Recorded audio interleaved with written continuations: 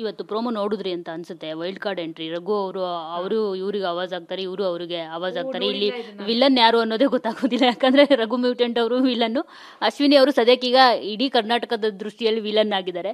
So ಸಖತ್ interesting ಆಗಿದೆ. ಇನ್ನು ವೈಲ್ಡ್ ಕಾರ್ಡ್ಗಳ ಎಂಟ್ರಿಗಳಿಗೆ ಎಲ್ಲರೂ ಟಾರ್ಗೆಟ್ ಆಲ್ಮೋಸ್ಟ್ ಅಶ್ವಿನಿ ಅವರೇ ಇದ್ದಾರೆ.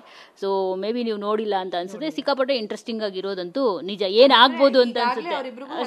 ಸ್ಟಾರ್ಟ್ ಆಗೋಗ್ಬಿಟ್ಟಿದೆ. ಅಂದ್ರೆ ರಘು ಅವ್ರ ಟಾರ್ಗೆಟೇ ಫಸ್ಟ್ ಅಶ್ವಿನಿ. ಅಂದ್ರೆ ನೀವು ಒಂದು ಹೆಣ್ಣನ್ನ ಬಗ್ಗೆ ನಾನು ಯಾರಾದ್ರೂ ಮಾತಾಡಿದ್ರೆ ನೀವು ಅವ್ರನ್ನ ಫೇಸ್ ಮಾಡ್ತೀನಿ ಅಂತೀರಾ, ನೋಡಿದ್ರೆ ನೀವೇ ಒಂದು ಹೆಣ್ಣನ್ನ ಕೀಳಾಗಿ ನೋಡ್ತೀರಾ ಅನ್ನೋದೇ ಅವ್ರ ಫಸ್ಟ್ ಡೈಲಾಗು ರಘು ಅವ್ರದ್ದು. ಸೊ ಸಖತ್ ಇಂಟ್ರೆಸ್ಟಿಂಗ್ ಆಗಿದೆ. ವೈಲ್ಡ್ ಕಾರ್ಡ್ ಎಂಟ್ರಿಗಳೆಲ್ಲ ಅವ್ರನ್ನೇ ಟಾರ್ಗೆಟ್ ಮಾಡ್ಬೋದು ಅಂತ. ಇಲ್ಲ, ಟಾರ್ಗೆಟ್ ಅನ್ನೋದಕ್ಕಿಂತ ಒಬ್ಬ ತಪ್ಪು ಮಾಡಿದಾಗ ತಿದ್ದಿ ಹೇಳಕ್ಕೆ ಒಬ್ಬ ಬೇಕು. ಅದು ರಘುನಲ್ಲಿ ನಿಜವಾಗ್ಲೂ ಆ ಶಕ್ತಿ ಇದ್ರೆ well and good. I am waiting, ನಾನು ಹೋಗಿ ನೋಡ್ತೀನಿ. ಅಲ್ಲ, ಯಾರೇ ಆಗಲಿ ತಪ್ಪು ಮಾಡಿದಾಗ ಬಾಯಿ ಮಾತಿನ ಹೊಡ್ತಬೇಕು. ಇಲ್ಲಿ ನಾವು ಕೈ ಮಾಡೋಕ್ಕಾಗಲ್ಲ, ಬಾಯಿ ಮಾತಿನ ಹೊಡ್ತಬೇಕು. ಅದನ್ನ ತಿದ್ಕೊಂಡ್ರೆ ಅವ್ರಿಗೆ ಒಳ್ಳೇದು.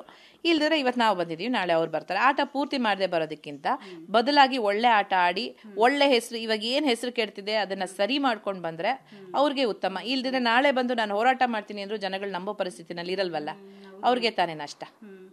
ಯಾರು ತುಂಬಾ ಫೇಕ್ ಅಂತ ಅನ್ಸಿದ್ರು ಮ್ಯಾಮ್ ನಿಮಗೆ ಬಿಗ್ ಬಾಸ್ ಇಡೀ ಮನೆಯಲ್ಲಿ?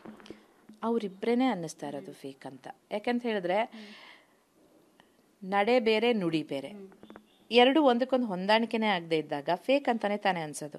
ನಾನು ಹೆಣ್ಮಕ್ಳು ಪರವಾಗಿ ನಿಲ್ತೀನಿ ಅಂದರೆ ಅಲ್ಲಿ ಹೆಣ್ಮಕ್ಳಿಗೆ ಪ್ರಾಬ್ಲಮ್ ಮಾಡೋಂಥವ್ರು ಬೇರೆ ಯಾರೂ ಇಲ್ಲ, ಅವರೇ ಮಾಡ್ತಾ ಇರೋದು.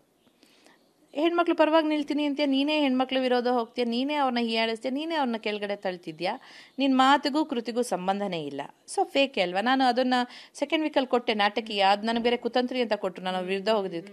ನನಗೆ ಆ ಪದಗಳ ಭಾರ ಅವ್ರುಗಳಿಗೆಲ್ಲ ಗೊತ್ತಾಗ್ತಿದೆಯೋ ಅಲ್ವೋ ಗೊತ್ತಿಲ್ಲ, ದಟ್ ಈಸ್ ಓಕೆ ನನಗೆ.